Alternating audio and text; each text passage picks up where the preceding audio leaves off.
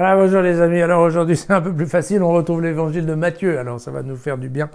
Après l'évangile de Jean, vous verrez, c'est quand même beaucoup plus simple, surtout qu'on reparle un petit peu exactement du même sujet.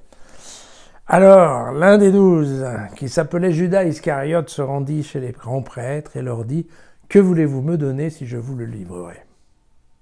Celui-ci lui fixèrent 30 pièces d'argent. Dès lors, il cherchait une occasion favorable pour le livrer. Le premier jour des pains sans levain, les disciples vinrent dire à Jésus « Où veux-tu que nous préparions le repas de la Pâque ?» Il dit « Allez à la ville, chez un tel, et dites-lui « Le maître dit, mon temps est proche, c'est chez toi que je célèbre la Pâque avec mes disciples. » Voilà, les disciples firent comme Jésus le leur avait prescrit et préparèrent la Pâque. Le soir venu, il était à table avec les 12.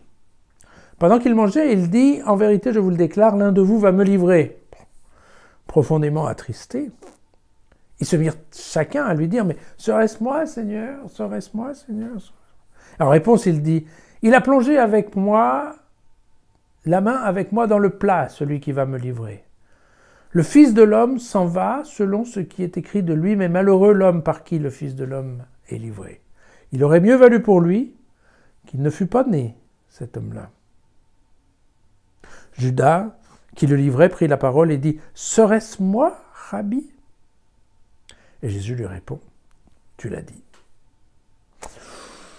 Donc voilà la version de Matthieu qui est un petit peu différente parce que, alors un petit peu et à la fois pas très différente. Hein. On est un petit peu quand même dans le même genre d'ambiance. On a ce repas avec donc les 12 disciples. On comprend bien que là, il n'y a pas le disciple que Jésus aimait, le DBA. Le disciple bien-aimé n'est pas là. Vous voyez que là, c'est un tout petit peu différent parce que je dirais dans la méthode, hein, puisque dans la méthode, en fait, ici, c'est Judas qui se découvre, d'accord, officiellement. Alors que dans l'évangile de Jean, c'est Jésus qui montre Judas, d'accord. Petite différence, qui n'a pas forcément beaucoup d'importance sur le fond. Sur le fond, on sait qu'effectivement, c'est Judas Iscariote qui a globalement aidé les Juifs à foutre la main sur Jésus. Parce que vous vous souvenez que quand même Jésus globalement, se cachait un peu. Alors se cacher un peu, ceci étant, il est quand même à Jérusalem pour la Pâque. Donc là encore, l'histoire est peut-être pas tout à fait la réalité.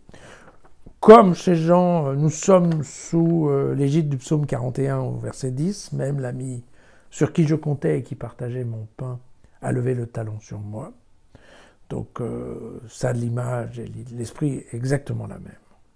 Voilà. Et je pense qu'il n'y a pas, franchement, il n'y a pas grand-chose à dire de ce texte une fois qu'on a tripatouillé le même texte vu par Jean. On trouve qu'il n'y a plus grand-chose à dire. Voilà. Ceci étant, n'hésitez pas à relire les textes et les commentaires sur jesusfacile.com et puis revoir éventuellement les vidéos si ça vous fait marrer, mais n'hésitez pas à relire le texte, surtout dans ces périodes. Maintenant, on va attaquer la période pascale, il y a des fois un petit peu plus de temps libre. Voilà. À demain.